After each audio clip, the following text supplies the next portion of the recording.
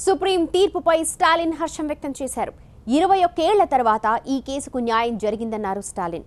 సుస్థిర ప్రభుత్వ ఏర్పాటు గవర్నర్ చర్యలు తీసుకోవాలని కోరారు.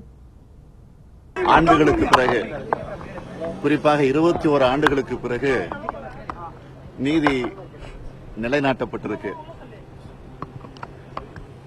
குறிப்பா நீதிபதி குன்கா அவர்கள் தந்த தீர்ப்பு, அம்மையார் ஜெயலலிதா அவர்கள், முதலமைச்சராக இருந்த அம்மையார் ஜெயலலிதா அவர்கள், அவருடைய தோழி சசிகலா நடராஜன் அவர்கள், சுதாகரன் அவர்கள், இளவரசி ஆகிய இந்த 4 பேர்களுக்கும் 4 ஆண்டு கால தண்டனை.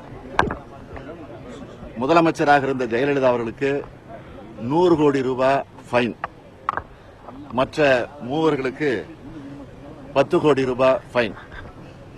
ஆக இந்த தீர்ப்பு இப்பொழுது நிலைநாட்டப்பட்டிருக்கு.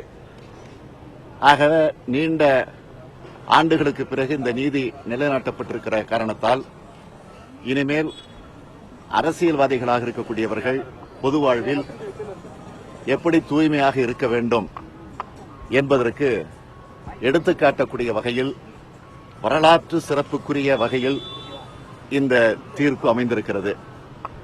எனவே தீர்ப்பு வந்திருக்கக்கூடிய இந்த நேரத்தில் தமிழகத்தினுடைய ஆளுநராக இருக்கக்கூடியவரை நான் இந்த நேரத்தில் கேட்டுக்கொள்ள விரும்புவது, தீர்ப்பு வந்துவிட்ட காரணத்தால் உடனடியாக ஒரு நிலையான ஆட்சியை தமிழகத்தில் உருவாக்குவதற்கு அவருக்கு இருக்கக்கூடிய அந்த உரிமையின் அடிப்படையில், அரசியல் சாசன சட்டத்தின் அடிப்படையில் உடனடியாக ஒரு நிலையான ஆட்சியை உருவாக்கி தருவதற்கு கவர்னர் அவர்கள் நடவடிக்கை எடுக்க வேண்டும் என்று நான் வலியுறுத்தி வற்புறுத்தி திராவிட முன்னேற்றக் கழகத்தின் சார்பில் கேட்டுக்கொள்கிறேன்.